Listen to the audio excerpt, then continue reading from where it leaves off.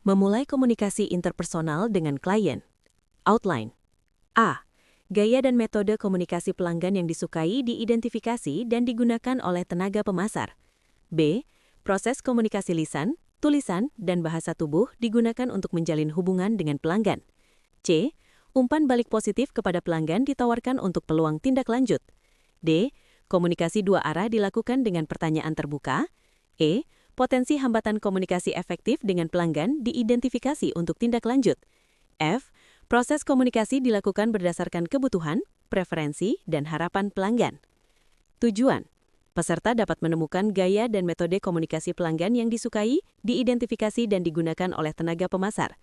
Peserta dapat melakukan komunikasi lisan, tulisan, dan bahasa tubuh digunakan untuk menjalin hubungan dengan pelanggan. Peserta dapat memberikan umpan balik positif kepada pelanggan, ditawarkan untuk peluang tindak lanjut. Peserta dapat melakukan komunikasi dua arah dilakukan dengan pertanyaan terbuka.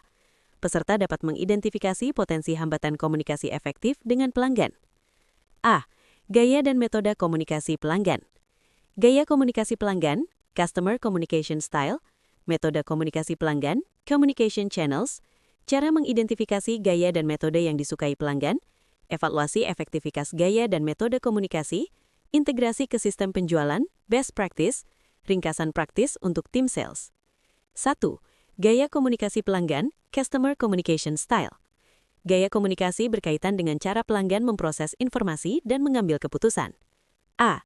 Analytical, data-driven.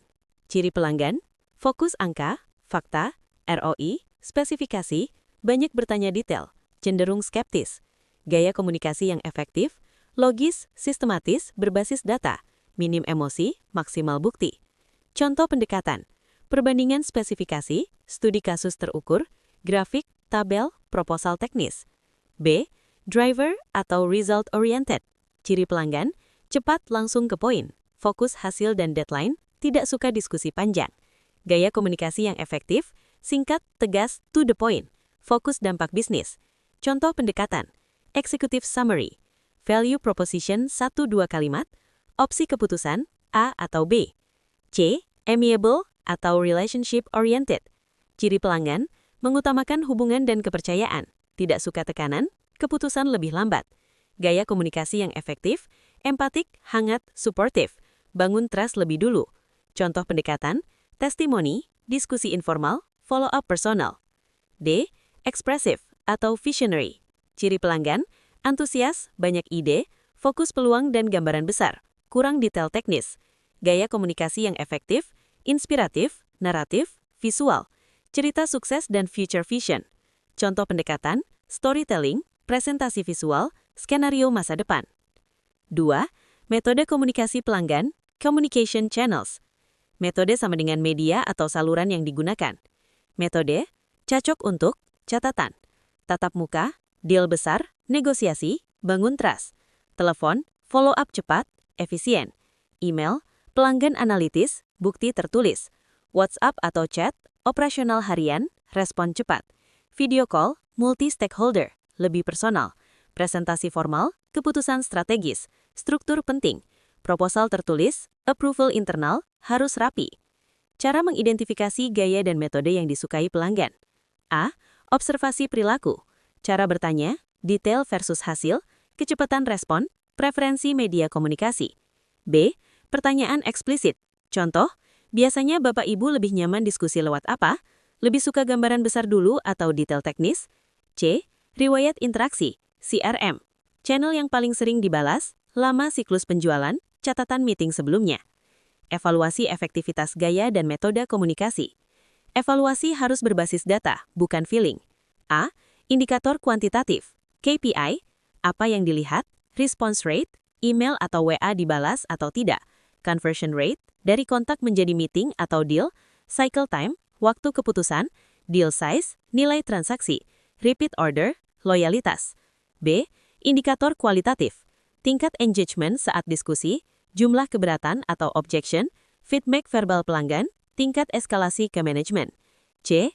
A/B communication testing. Contoh, email teknis versus email ringkas, presentasi data versus storytelling, bandingkan respon dan konversi. Integrasi ke sistem penjualan, best practice. Agar konsisten, A. Customer Profile Sheet. Isi minimal, gaya komunikasi dominan, metode komunikasi favorit, decision maker atau influencer, catatan preferensi khusus. B. Standar operasional sales. Sales wajib menyesuaikan gaya, dilarang one style for all. Evaluasi bulanan per account. C. Coaching dan review. Role play komunikasi, review rekaman call atau meeting, feedback berbasis KPI. Ringkasan praktis untuk tim sales. Salah, sales memaksakan gaya sendiri. Benar, sales menyesuaikan diri dengan gaya pelanggan. Kunci keberhasilan. Identifikasi, terapkan, ukur, perbaiki. B. Proses komunikasi pelanggan. Prinsip dasar yang wajib dipahami sales, tahapan proses komunikasi pelanggan end-to-end, evaluasi proses komunikasi, kontrol mutu, kesalahan umum yang harus dihindari, ringkasan operasional, sales cheat sheet. Prinsip dasar yang wajib dipahami sales. Pesan yang sama harus konsisten di 3 kanal. Lisan, apa yang dikatakan, tulisan, apa yang ditulis, bahasa tubuh, bagaimana menyampaikannya. Jika tidak konsisten, trust turun. Tahapan proses komunikasi pelanggan end-to-end. Tahap 1, persiapan komunikasi, before contact. Tujuan, menyesuaikan gaya dan metode sebelum bicara.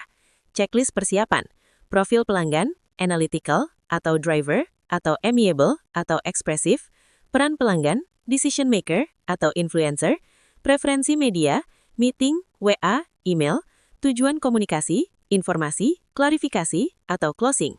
Output wajib, tujuan 1 kalimat, pesan inti 3 poin, call to action jelas. Tahap 2, pembukaan dan report, lisan plus bahasa tubuh. Tujuan, membangun hubungan awal. A. Komunikasi lisan. Gunakan intonasi netral dan profesional. Sesuaikan tempo bicara. Driver, cepat. Amiable, santai. Contoh, tujuan saya hari ini menyampaikan 2 opsi solusi agar Bapak bisa memilih yang paling sesuai. B. Bahasa tubuh. Elemen, kontak mata, 60 hingga 70%. Postur, tegak, terbuka. Gestur, minimal dan relevan. Ekspresi, selaras dengan pesan. Wanti-wanti, hindari menyilangkan tangan, melihat HP, terlalu banyak gestur. Tahap 3, eksplorasi kebutuhan, active listening. Tujuan, mengumpulkan insight, bukan menjual. Lisan, teknik bertanya. Pertanyaan terbuka. Klarifikasi ulang. Contoh, jika saya tangkap dengan benar, kendala utama Bapak adalah waktu audit, betul? Bahasa tubuh, anggukan kecil, lean forward ringan, diam aktif, tidak memotong. Tahap 4, penyampaian solusi, lisan plus tulisan. Tujuan, menyampaikan nilai sesuai gaya pelanggan. A. Penyesuaian gaya komunikasi. Gaya pelanggan, gaya bicara, konten tulisan. Analytical, sistematis, data. Proposal detail. Driver, singkat, hasil. Ringkasan eksekutif. Amiable, empatik, testimoni. Ekspresif, visionary, visual dan cerita. B. Struktur pesan lisan, universal. Masalah pelanggan, solusi spesifik, dampak bisnis, langkah selanjutnya. C. Komunikasi tulisan, email atau WA. Aturan utama, konsisten dengan pembicaraan, tidak kontradiktif. Bahasa profesional. Contoh email follow-up. Paragraf 1, ringkasan diskusi. Paragraf 2, solusi dan manfaat. Paragraf 3, action dan deadline. Tahap 5, penanganan keberatan, verbal plus nonverbal. Tujuan, menjaga hubungan sambil menyelesaikan hambatan. Teknik lisan, acknowledge, clarify, respond. Contoh, saya pahami kekhawatiran soal biaya. Mari kita lihat opsi yang paling efisien. Bahasa tubuh, nada suara stabil, tidak defensif, ekspresi tenang. Tahap 6, penutupan dan komitmen, closing. Tujuan, mengamankan langkah lanjut. Lisan, pertanyaan konfirmasi. Jika tidak ada kendala lain, apakah kita lanjut ke tahap kontrak minggu ini? Tulisan, rekap kesepakatan tertulis, jadwal dan PIC jelas. Tahap 7, evaluasi dan follow-up, after contact. Tujuan, memastikan efektivitas komunikasi. Evaluasi proses komunikasi, kontrol mutu. A. Indikator kuantitatif. Response rate email atau WA, rasio meeting menjadi proposal, cycle time keputusan, conversion rate. B. Indikator kualitatif. Engagement pelanggan, jumlah keberatan atau objection, kejelasan feedback, konsistensi pesan. C. Review internal. Role play ulang, review email atau chat, coaching berbasis kasus nyata. Kesalahan umum yang harus dihindari, 1 gaya untuk semua pelanggan, bicara banyak, dengar sedikit. Email tidak sesuai dengan diskusi lisan, bahasa tubuh bertentangan dengan kata-kata. Ringkasan operasional untuk sales cheat sheet. Dengar dulu, sesuaikan gaya, pilih metode, konsisten 3 kanal, ukur hasil. C. Umpan balik positif kepada pelanggan ditawarkan untuk peluang tindak lanjut. Apa yang dimaksud umpan balik positif untuk peluang tindak lanjut? Jenis umpan balik positif dan maknanya, cara merespons umpan balik positif oleh sales, kesalahan fatal yang sering terjadi, apa yang harus dilakukan tim sales, peran krusial manajer sales, contoh standar respons tertulis, ringkas. Ringkasan eksekutif. Apa yang dimaksud umpan balik positif untuk peluang tindak lanjut?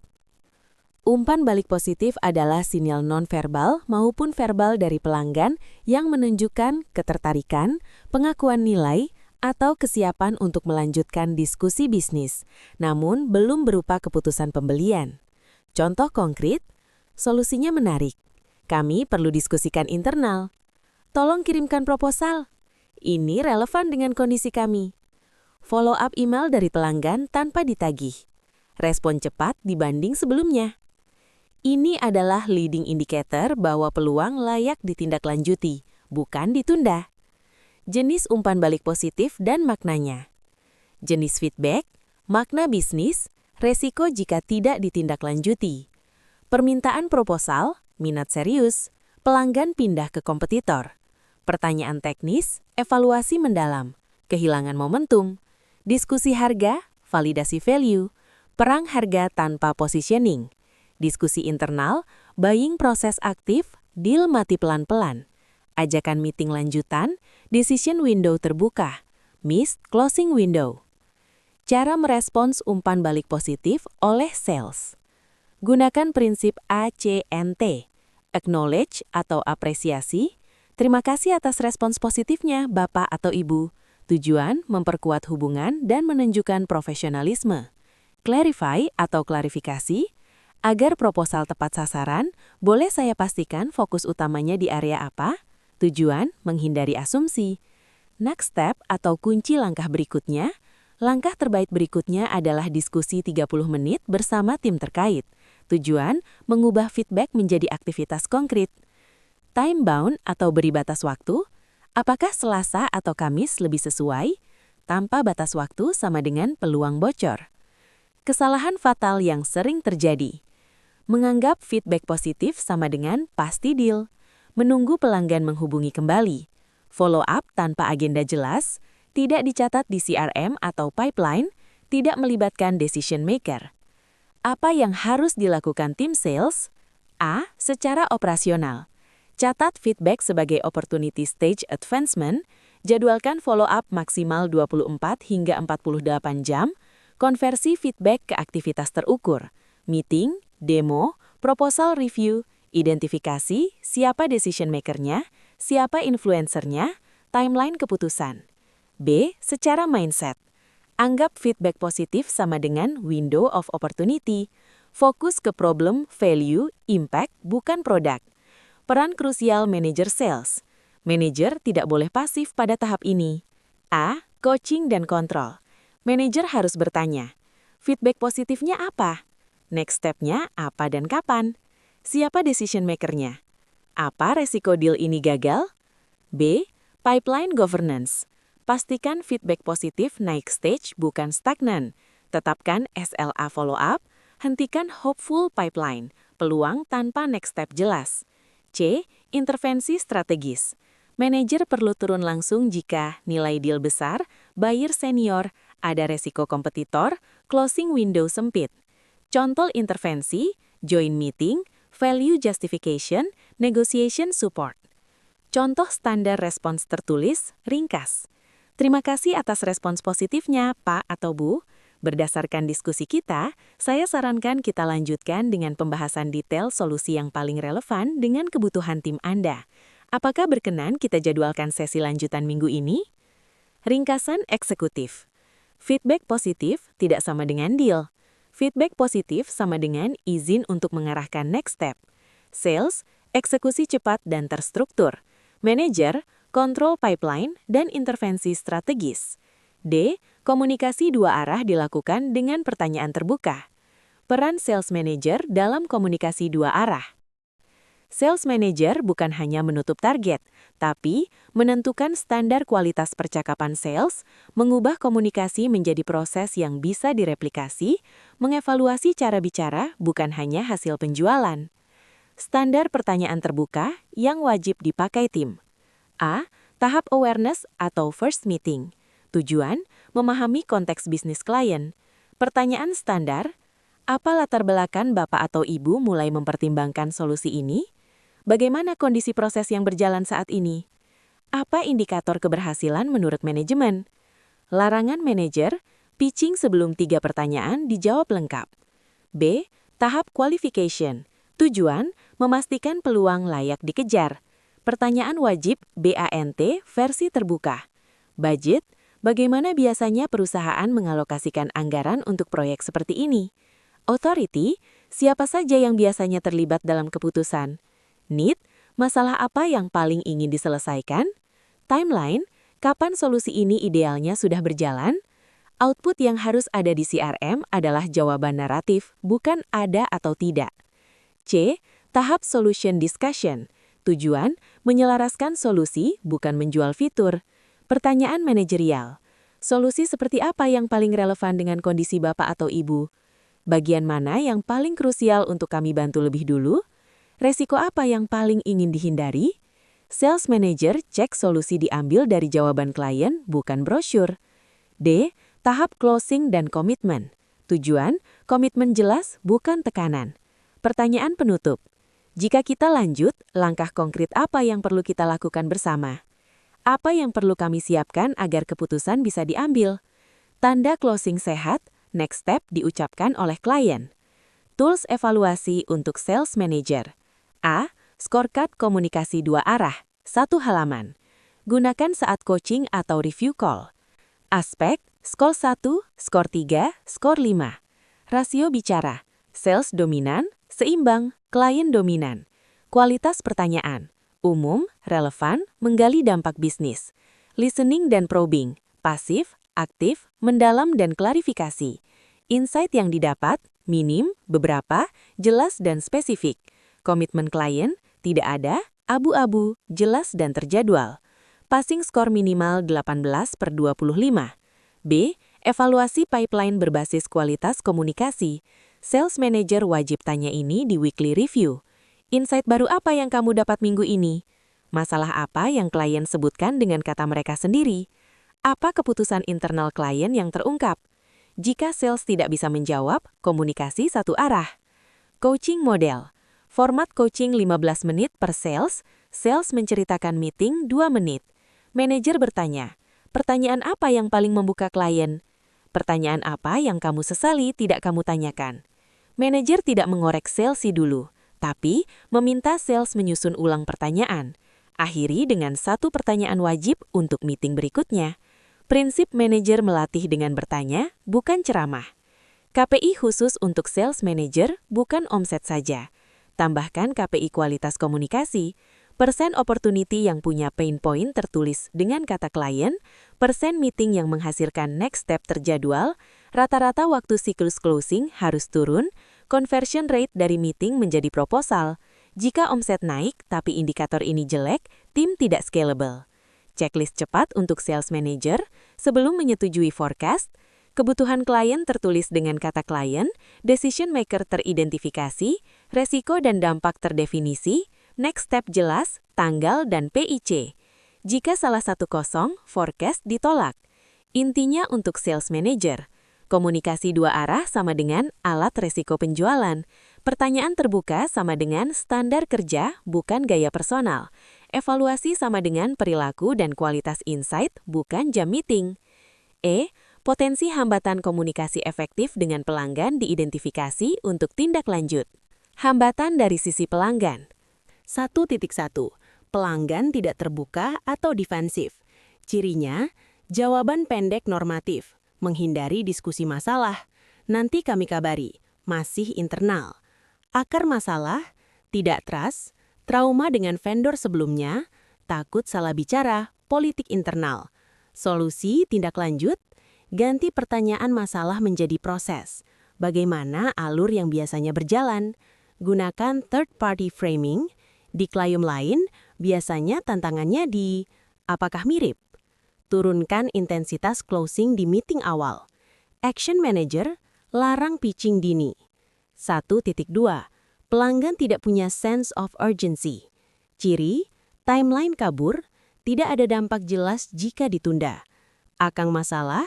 Masalah belum dirasakan sebagai risiko bisnis, bukan prioritas manajemen. Solusi, dorong implication question, apa konsekuensinya jika ini baru dilakukan tahun depan? Kaitkan ke audit, regulasi, atau KPI internal. Action Manager, minta sales tulis risiko jika tidak action. 1.3. Decision maker tidak hadir. Ciri, lawan bicara tidak bisa memutuskan. Harus lapor atasan. Akar masalah, salah entry point, akses terbatas. Solusi, mapping stakeholder, siapa saja yang biasanya terlibat. Minta sponsor internal, siapa yang paling berkepentingan agar ini berhasil. Action Manager, jangan approve forecast tanpa DM jelas. Hambatan dari sisi sales. 2.1. Sales terlalu cepat pitching. Ciri, banyak fitur, sedikit pertanyaan. Klien pasif. Akar masalah, takut terlihat tidak kompeten. Kejar target. Solusi, aturan 3-5 pertanyaan sebelum solusi. Coaching dengan replay percakapan. Action Manager, nilai proses bukan hanya omset. 2.2. Pertanyaan dangkal atau generik. Ciri, jawaban klien normatif. Tidak ada insight baru. Akar masalah, tidak riset, tidak paham bisnis klien. Solusi, wajibkan pre-call plan, 3 asumsi, 5 pertanyaan spesifik industri. Action Manager, review pertanyaan sebelum meeting besar. 2.3. Tidak mendengarkan aktif. Ciri, mengulang pertanyaan, solusi tidak nyambung. Akar masalah, fokus menjawab bukan memahami. Solusi, wajib paraphrasing, berarti yang paling krusial adalah betul. Action Manager, koreksi di coaching bukan di depan klien. Hambatan konteks dan teknis. 3.1. Perbedaan bahasa dan istilah. Ciri, klien bingung minta klarifikasi berulang. Salah persepsi. Solusi, gunakan bahasa klien bukan jargon internal. Validasi pemahaman. Apakah istilah ini sesuai dengan yang biasa digunakan di internal? Action Manager, siapkan glosari internal. 3.2. Media komunikasi tidak tepat. Ciri, diskusi kompleks lewat WhatsApp atau email. Miskomunikasi. Solusi, tetapkan aturan. Discovery menjadi meeting. Klarifikasi menjadi call. Summary menjadi email. Action Manager, SOP channel komunikasi. 3.3. Waktu dan perhatian terbatas. Ciri, meeting singkat tergesa-gesa. Solusi, pertanyaan prioritas. Kirim agenda dan konteks sebelum meeting. Action Manager, latih high impact questioning. Hambatan organisasional. 4.1. Konflik kepentingan internal klien. Ciri, pesan berubah-ubah. Penundaan tanpa alasan jelas. Solusi, petakan kepentingan. Apa kekhawatiran masing-masing fungsi? Jadikan solusi netral dan berbasis data. Action Manager, dorong multi-stakeholder meeting. 4.2. Budaya hierarkis. Ciri, lawan bicara pasif, tidak mau menyimpulkan. Solusi, pertanyaan tidak konfrontatif. Ringkas dan tertulis. Action Manager, siapkan executive summary 1 halaman. Ringkasan, jenis hambatan, tidak terbuka, indikator jawaban normatif, solusi utama framing proses. Tidak urgent, indikator timeline kabur, solusi utama implication question. Bukan decision maker, indikator tidak bisa putuskan, solusi utama stakeholder mapping. Overpitching, indikator klien pasif, solusi utama aturan bertanya. Bahasa beda, indikator salah tafsir, solusi utama validasi istilah. Media salah, indikator miskomunikasi, solusi utama SOP channel komunikasi. Prinsip kunci untuk sales manager, hambatan komunikasi sama dengan early warning kegagalan deal. Identifikasi, tindak lanjut, coaching. Jangan menunggu deal mati baru evaluasi. F. Proses komunikasi dilakukan berdasarkan kebutuhan, preferensi, dan harapan pelanggan. Prinsip dasar yang harus dipegang sales manager, bagaimana melakukan komunikasi berbasis kebutuhan, bagaimana menyesuaikan komunikasi dengan preferensi pelanggan, bagaimana menyelaraskan dengan harapan pelanggan.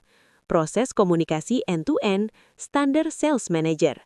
Apa saja yang harus dilakukan oleh sales manager, indikator keberhasilan untuk evaluasi. Ringkasan eksekutif, prinsip dasar yang harus dipegang sales manager.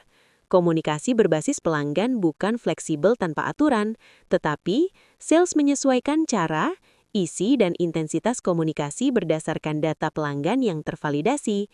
3 fondasi, kebutuhan atau need, apa masalah yang ingin diselesaikan. Preferensi, bagaimana pelanggan ingin komunikasi. Harapan, seperti apa hasil yang dianggap sukses. Bagaimana melakukan komunikasi berbasis kebutuhan? A. Identifikasi kebutuhan, wajib bukan asumsi. Gunakan pertanyaan eksploratif dan konfirmasi. Yang harus dilakukan, gali masalah aktual bukan permintaan solusi. Tulis kebutuhan dengan kata pelanggan. Pertanyaan kunci, apa masalah utama yang ingin diselesaikan? Bagian mana yang paling berdampak ke bisnis? Apa akibatnya jika ini tidak diperbaiki? Output wajib di CRM, primary need, secondary need, dan business impact. B. Menyesuaikan isi komunikasi dengan kebutuhan. Jenis kebutuhan, fokus komunikasi, kepatuhan atau audit, risiko, regulasi, dan bukti, efisiensi, waktu, biaya, dan simplifikasi, keamanan atau risiko, pencegahan dan konsekuensi, reputasi, kepercayaan dan kredibilitas. Action Manager, larang pitch generik. A. Preferensi cara dan media komunikasi. Yang harus dilakukan, tanyakan jangan menebak. Pertanyaan sederhana tapi krusial. Biasanya Bapak Ibu lebih nyaman komunikasi via apa? Lebih suka ringkas atau detail? Preferensi yang perlu dicatat, media, meeting, call, email, WA. Gaya, data-driven versus naratif, frekuensi, intens versus minimal. Output, communication preference profile. Coaching model, format coaching 15 menit. Per sales, menceritakan meeting 2 menit. Manajer bertanya, pertanyaan apa yang paling membuka klien? Pertanyaan apa yang kamu sesali tidak kamu tanyakan? Manajer tidak mengoreksi dulu, tapi meminta sales menyusun ulang pertanyaan, akhiri dengan 1 pertanyaan wajib untuk meeting berikutnya. Prinsip, manajer melatih dengan bertanya, bukan ceramah. Bagaimana menyelaraskan dengan harapan pelanggan? A. Definisikan harapan sejak awal. Yang harus dilakukan, harapan harus eksplisit dan terukur. Pertanyaan kunci, seperti apa keberhasilan menurut Bapak Ibu? Indikator apa yang paling penting? Hal apa yang tidak boleh gagal? Output sukses kriteria. B. Selaraskan ekspektasi secara berkala. Yang harus dilakukan, lakukan expectation check di setiap milestone. Contoh, dari diskusi sebelumnya, keberhasilan diukur dari A, B, dan C. Apakah masih relevan? Action Manager, cegah ekspektasi bergeser diam-diam. Proses komunikasi end-to-end, standar sales manager. Tahap 1, discovery, fokus kebutuhan, 70% mendengar, tidak pitching. Tahap 2, alignment, konfirmasi kebutuhan dan harapan, mapping preferensi komunikasi. Tahap 3, engagement, komunikasi disesuaikan, update sesuai preferensi. Tahap 4, review, validasi pemahaman, koreksi ekspektasi. Apa saja yang harus dilakukan oleh sales manager? A. Standarisasi proses, wajib ada template discovery, field CRM, need, preference, expectation. B. Kontrol kualitas. Di weekly review tanyakan, apa kebutuhan utama klien ini? Bagaimana preferensi komunikasinya? Apa indikator keberhasilannya? Jika sales ragu, data belum valid. C. Coaching berbasis kasus. Review satu opportunity, fokus ke ketepatan kebutuhan, kesesuaian gaya komunikasi, kejelasan ekspektasi. Indikator keberhasilan untuk evaluasi, indikator, revisi proposal minimal, tanda berhasil. Objection spesifik, siklus closing lebih pendek, kepuasan klien konsisten, follow-up proaktif dari klien. Ringkasan eksekutif, komunikasi efektif sama dengan tepat sasaran, tepat cara, tepat harapan. Data pelanggan dasar komunikasi, sales manager mengelola proses dan perilaku, bukan gaya personal.